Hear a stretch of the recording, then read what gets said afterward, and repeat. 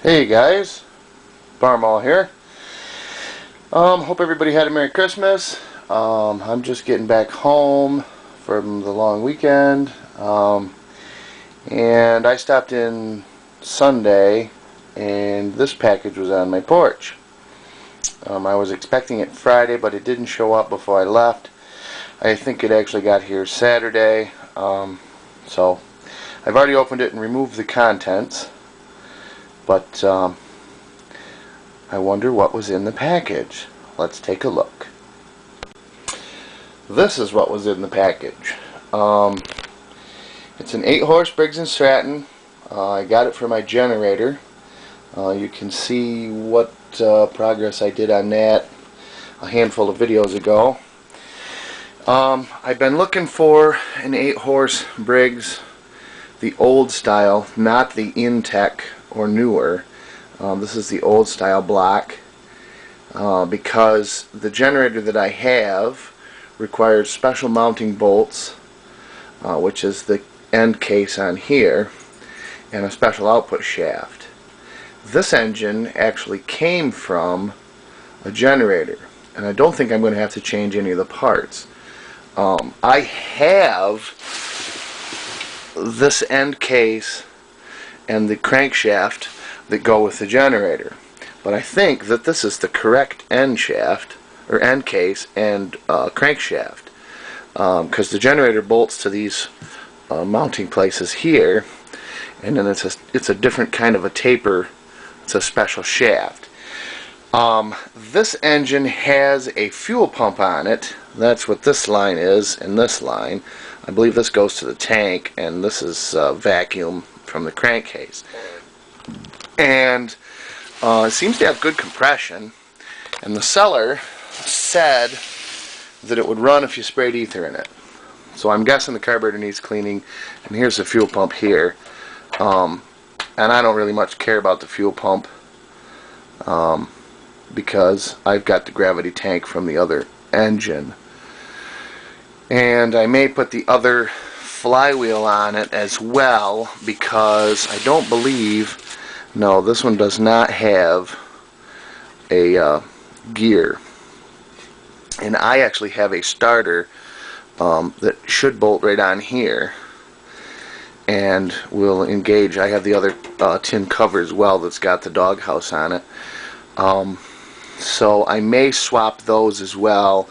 This does have low oil cutoff, which is good. I don't know that it works, but basically I think that grounds out the magneto. I believe that's this wire here. So I haven't really messed with it. I pulled it over. It's got spark. It seems to be in good shape. I don't hear any clattering when you turn the shaft. There's no knocking or anything in the rod. So I'm hoping that it's good and I won't have to open up the bottom end. But I'd like to get it running, so I'm probably going to take it over to the workbench. It's pretty cold outside, so I might just work on it indoors here. Pull the carburetor off from it. I brought my my parts cleaner in, and we'll tear the carburetor down and clean that up, and see if maybe tomorrow we can get it started. See if it runs. If it runs, like I said, I'll see about changing over the flywheel and putting the starter on it, and see if the generator will fit. So let's get that carburetor off of there and take a look at that. Alright, so here's the carb. Looks pretty dry. I think it's been off of here. I don't know why. As you can see, somebody's bent that plate a little bit. That's the choke plate, and other than that, I mean, it seems freed up and everything, but I don't know about the float, and not positive about the jets and stuff, so we will get her disassembled and get her cleaned up. Alright, so I let the carburetor soak overnight in the cleaning solution here, and I took it out to the shop and blew through all the passages with the air compressor. It's obvious it's had some water in it. You can see the rust stains on the inside the bowl. and there's some pitting in the bottom of the bowl itself, but nothing is rusted through, and the outside is in good shape. So hopefully when it goes all together, it'll run like a top. I put some PB Blaster down the spark plug hole last night just to make sure the rings, if they're stuck, maybe that'll work its way in there and unstick the rings, but it doesn't look too bad. But got to put some oil in it because he drained the oil out before he shipped it, which was probably a good idea. Yeah, so I guess I'll get this all put back together and throw it back on the motor, and we'll take her outside and see what we get. Well, I got the carburetor all put back together and installed. The plug is out, like I said, because I put some PB Blaster down the spark plug hole to make sure the rings weren't stuck. I got to plug this. This just goes to the crankcase. I've already shined a light in the oil fill, and you can see that the light through that hole. So there's no pump or anything in there. That's just crankcase pressure to the little diaphragm fuel pump. I've pulled the oil level sensor out and cleaned that all up and made sure that that's working, because it wasn't working when I first got the motor here, but it's working now. There was just some sludge and stuff on it, and everything is connected up. I've loosened the governor adjuster here and let that drop all the way down to idle. This is what sets the engine speed, and it's not adjustable because it's a generator. You want it to run at the right speed so that the frequency and the voltage and everything is correct.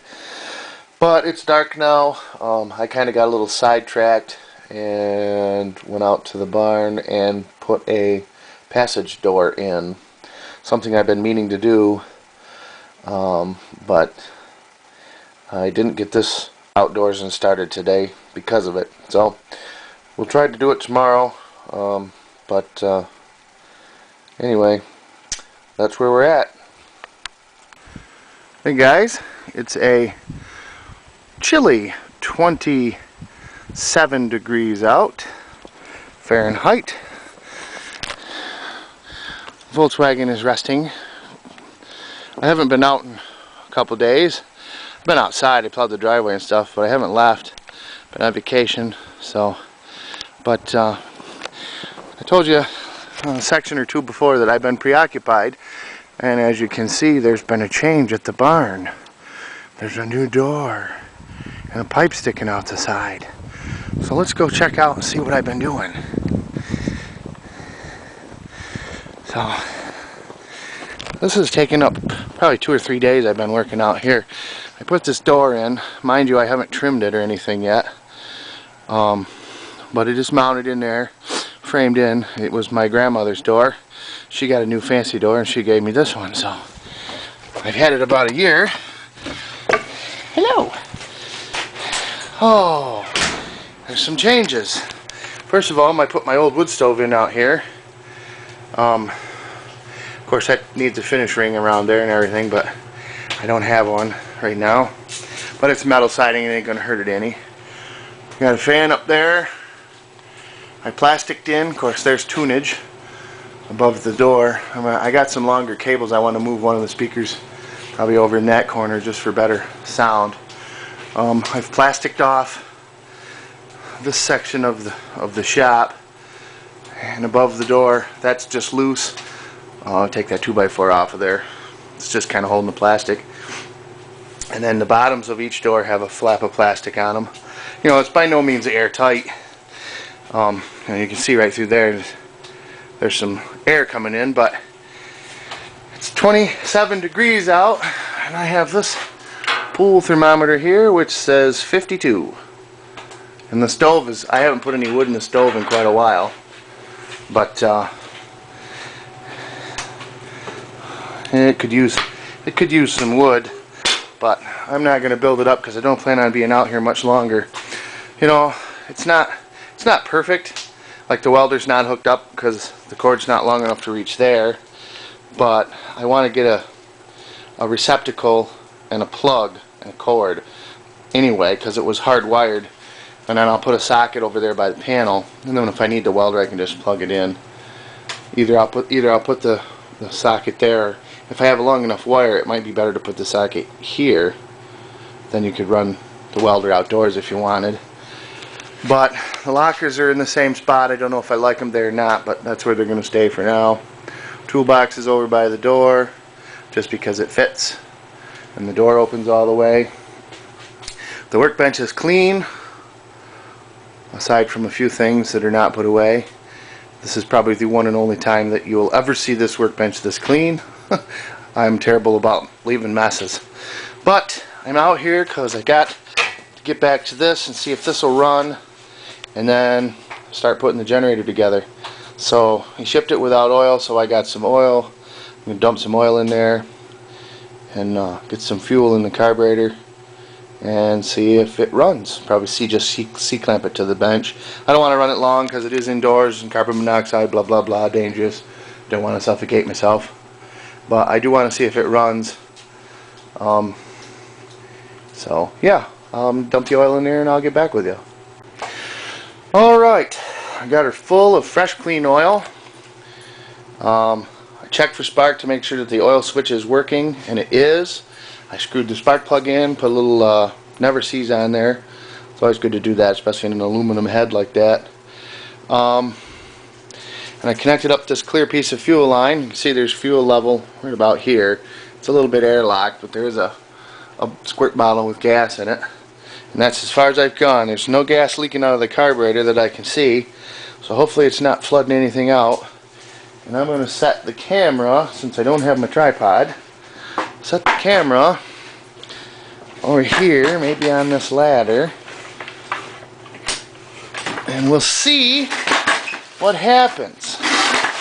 Now mind you, I put some PB Blaster down the spark plug hole, so it's probably going to smoke a little bit when it starts.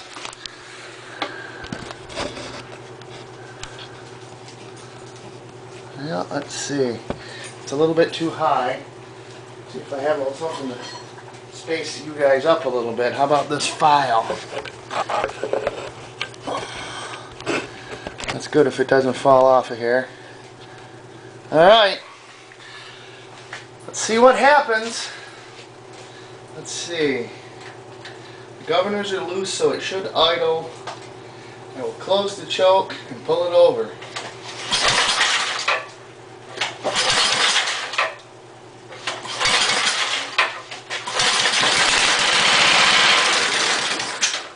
Well, that's promising. Probably going to have to adjust the carburetor because I don't think it'll sit there and run. Get a little screwdriver here.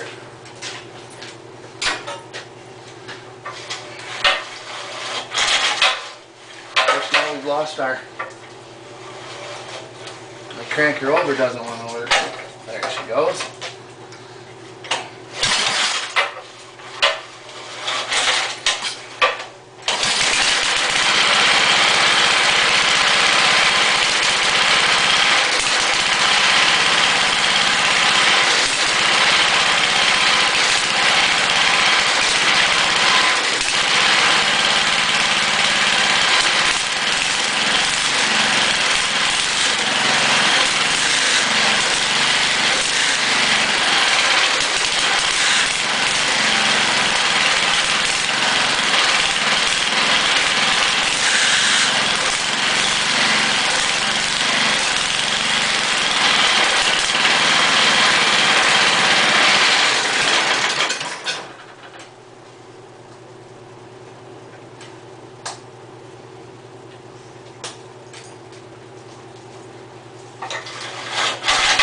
I'm going to have to work on the recoil because that seems to be stuck.